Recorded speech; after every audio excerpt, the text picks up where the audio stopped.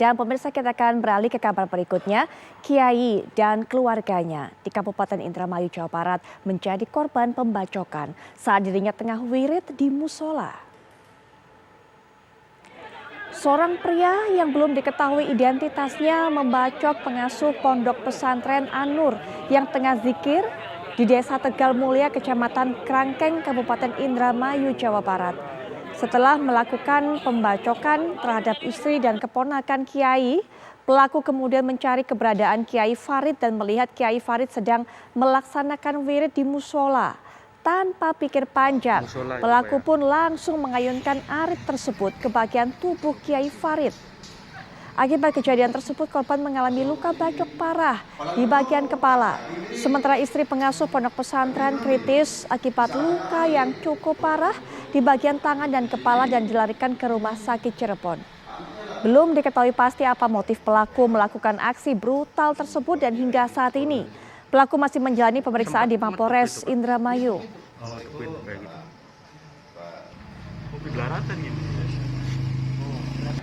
Kan wartawan bakal lagi makanya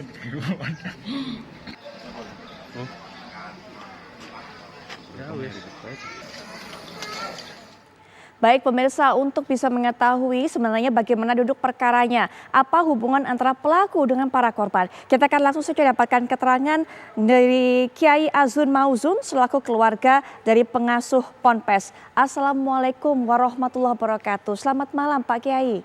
Assalamualaikum warahmatullahi wabarakatuh. Selamat malam, Mbak. Baik, Pak Yai, sebelumnya kami juga turut berduka terhadap musibah yang menimpa keluarga ini sehingga mengakibatkan luka parah dari keluarga korban. Nah, Pak Kiai mungkin bisa dijelaskan, saat ini pelaku sudah berhasil ditangkap oleh pihak kepolisian. Apakah Pak Kiai mengenal siapa pelaku dan apa hubungannya dengan korban?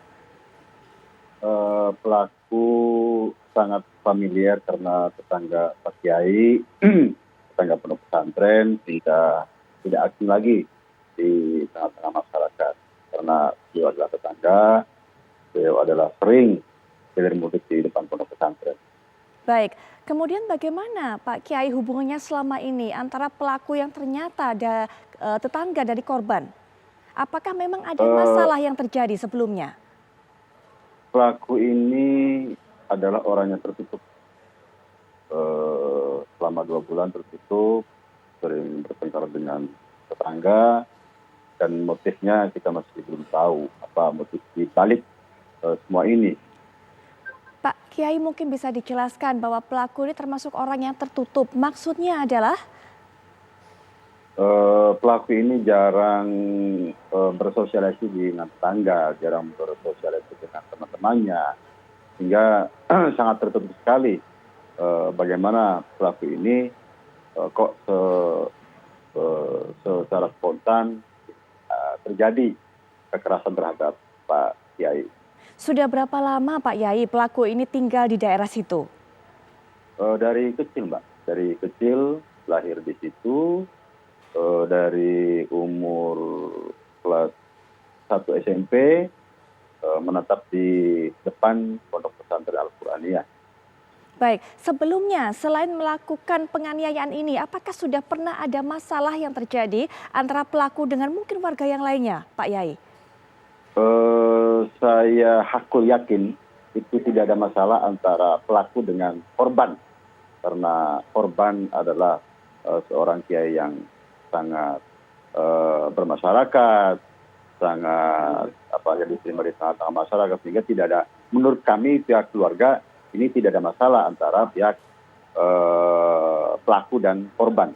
Baik, Pak Kiai, saat melakukan penangkapan terhadap pelaku ini, mungkin Pak Kiai bisa melihat jika Pak Kiai ada di sana ataupun mungkin mendapatkan keterangan dari warga yang menangkap pelaku itu, bagaimana kondisinya saat itu? Dalam kondisi sadar atau mungkin dalam pengaruh minuman, obat-obatan dan sebagainya, Pak Kiai? Dalam kondisi sadar sesadar-sadarnya. Jadi pelaku kita amankan.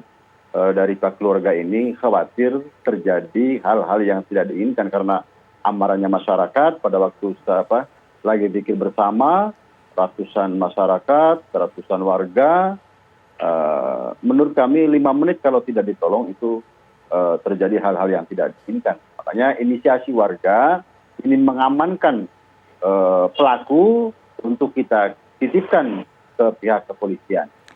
Pak Kiai, apakah mengetahui usia dari pelaku ini? Apakah memang sebelumnya pernah ada riwayat sesuatu kejadian yang menimpanya? Kurang lebih umurnya 32. Kalau riwayat karena tertutup dengan masyarakat sekitar, kita juga riwayatnya tidak tahu, tapi kata teman-temannya dulunya ini adalah penikmat pil yang terlarang, konon katanya. Baik, Pak Yai, terakhir bagaimana kondisi dari para korban saat ini? Ibu Nyai masih dalam keadaan kritis di Rumah Sakit Umum Daerah Kota Cirebon. Pak Kiai sudah mendingan, kita bawa diamankan ke rumah dan untuk saat ini tidak menerima tamu. Keponakannya juga alhamdulillah sudah membaik, mendingan. Harapan kami kepada pihak kepolisian untuk mengusut tuntas persoalan ini agar terurai permasalahan ini. Baik, Pak Kiai Azwan Mausun selaku keluarga dari pengasuh Pondok Pesantren, terima kasih sudah berbagi informasi dengan kami. Kami akan nanti tunggu bagaimana hasil dari pihak kepolisian dan semoga korban ini juga bisa segera pulih dari segala luka-lukanya. Sekali lagi terima kasih Pak Yai, selamat malam. Wassalamualaikum warahmatullahi wabarakatuh.